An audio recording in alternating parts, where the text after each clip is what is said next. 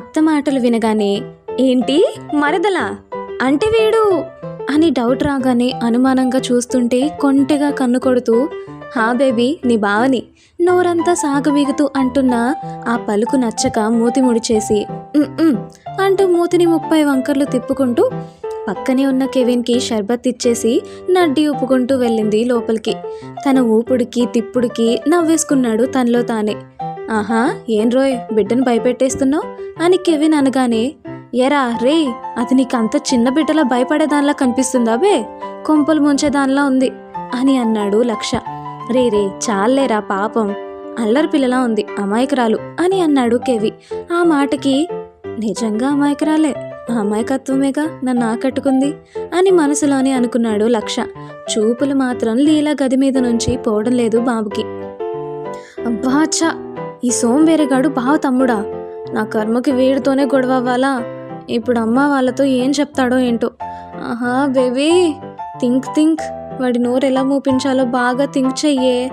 తెగ తలచేసుకుంటూనే వస్తున్న వెక్కిలాగక అది ఎవరి చలవో అర్థమవుతుంటే పెద్దలకి కనపడకుండా ఇల్లు చూస్తున్న మాదిరి షోదొబ్బుతూ దాని రూమ్లోకి దూరిపోయాడు లక్ష్.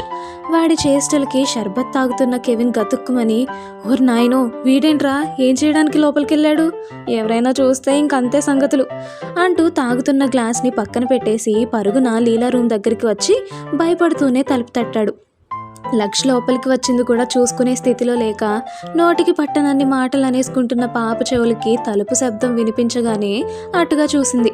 అంతే, గొంతులోని మాట అక్కడికక్కడే ఆగిపోయి గబుక్కున లోపలికి మింగేసి తన వైపే ఓరగా చూస్తున్న లక్షని చూసి ముఖంపై ఒక ఫేక్ స్మైల్ని తగిలించుకొని హీ మీరెప్పుడు వచ్చారండి అని తీయగా అడిగింది.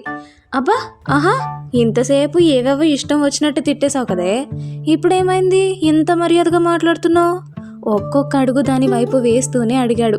తన ముందుకు వస్తుంటే తిను వెనక్కి వెళ్తూ అయ్యో నేనేం చేశానండి, ముందే మీరు చాలా పెద్దోళ్ళు, మిమ్మల్ని మేమేమంటాం చెప్పండి.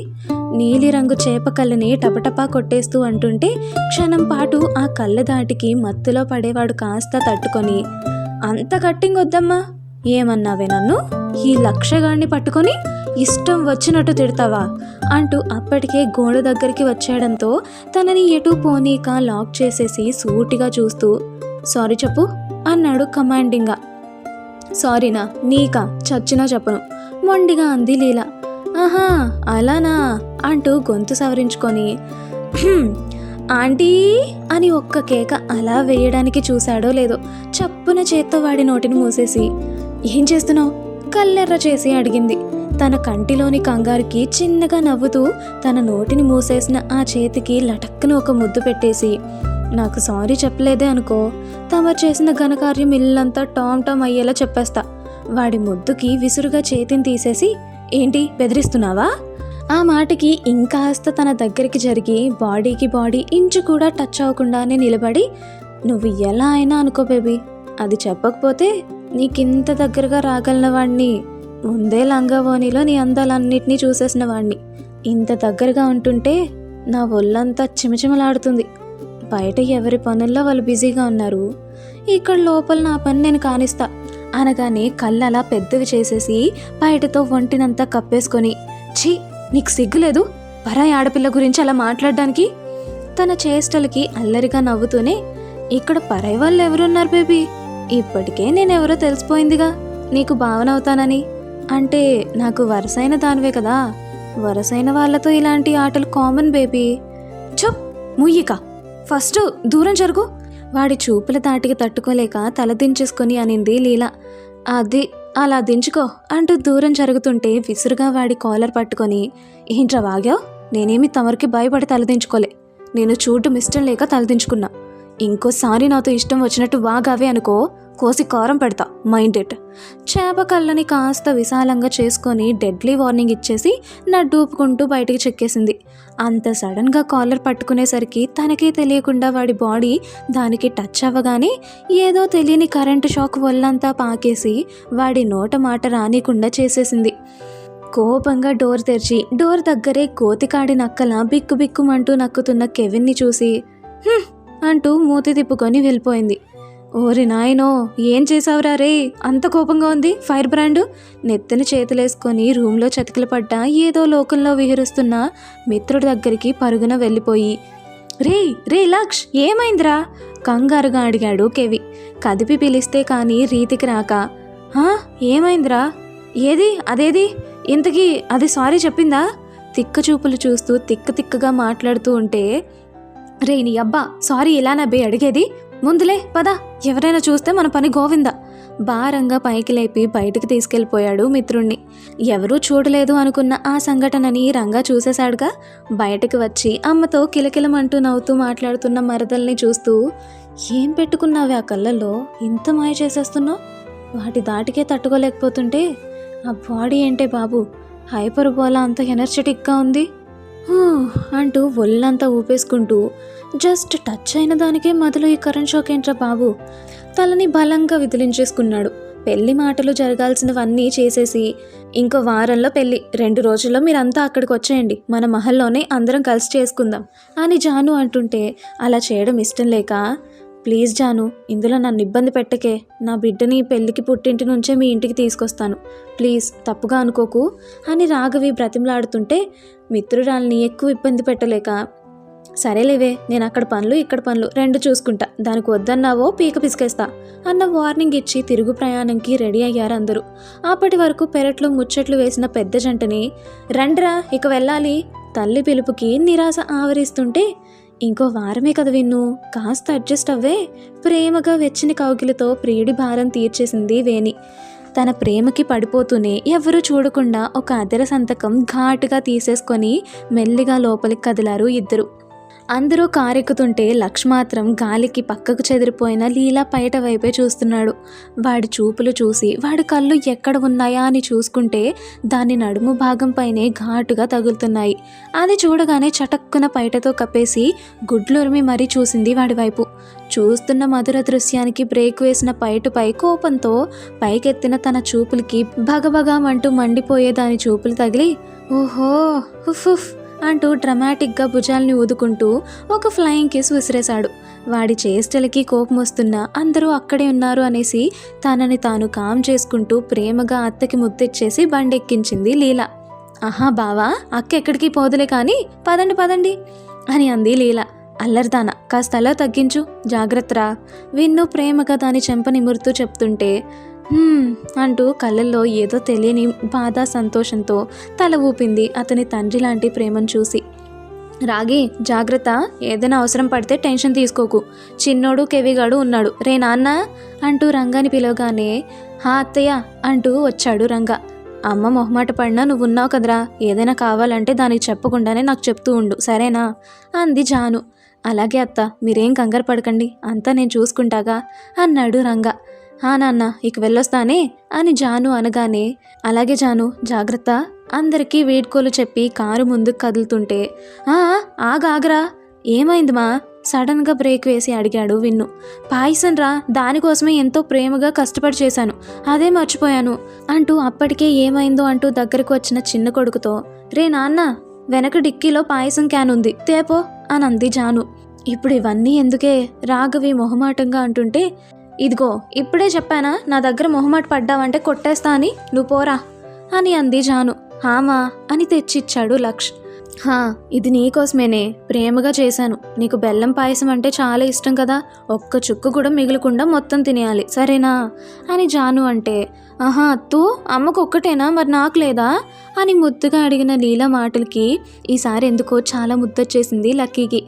అమ్మా నీకు లేకపోతే ఎలా బేబీ, అందుకే 2 భోజనాలు నిండా చేసింది మీ అత్త, హ్యాపీగా తినే బంగారం అని అన్నాడు రామ్.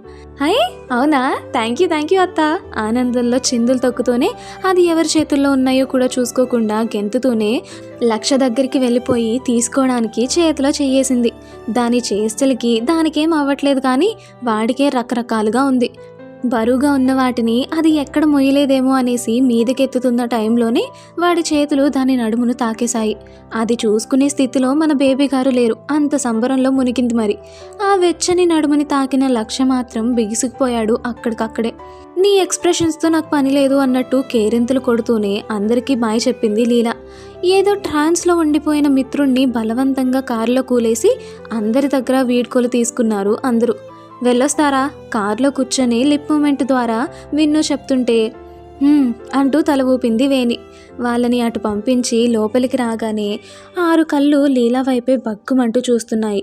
వాళ్ళ చూపులకే గతుక్కుమని, అమ్మమ్మో ఏంటి బేబీస్ అలా చూస్తున్నారు? అమాయకంగా ఫేస్ పెట్టేసి మరీ అడిగింది లీలా. అంతే, గై గైమంటూ ముగ్గురు ఒకేసారి లేచారు. పొద్దుననగా పోయి ఎప్పుడే నువ్వు వచ్చేది? ఎన్నిసార్లు కాల్ చేయాలి అసలు? ఏం చేస్తున్నావు బయట? అంటూ అమ్మ అక్క దాని మీదకి వచ్చేశారు. వాళ్ళ పనికి దడుచుకొని చంగున అన్న చంకెక్కేసింది. రే నువ్వు జరుగురా, నీ అండ చూసుకొని అది మరీ అల్లరి ఎక్కువ చేసేస్తుంది. చేతి గాజులు వెనక్కి మడుస్తూనే మీదికొస్తున్న పెద్దమ్మని చూసి తన చిట్టి చెల్లిని పక్కకి తిప్పేసి, అరెరే మా కాస్త ఆగు, అసలు ఏం జరిగిందో నేను చెప్తా కదా, దాన్ని అలా భయపెట్టకండి అని అన్నాడు రంగా. ఆహా అన్నయ్య, దీని ముఖం చూస్తుంటే భయపడుతున్న దానిలా కనిపిస్తుందా నీకు అని అంది వేణి. ఆ మాటకి చెల్లి వైపుకు చూపు తిప్పితే అప్పటి వరకు తల్లిని అక్కని వెక్కిరించిన లీలా అన్న చూడగానే అమాయకంగా పెట్టింది ఫేస్ని.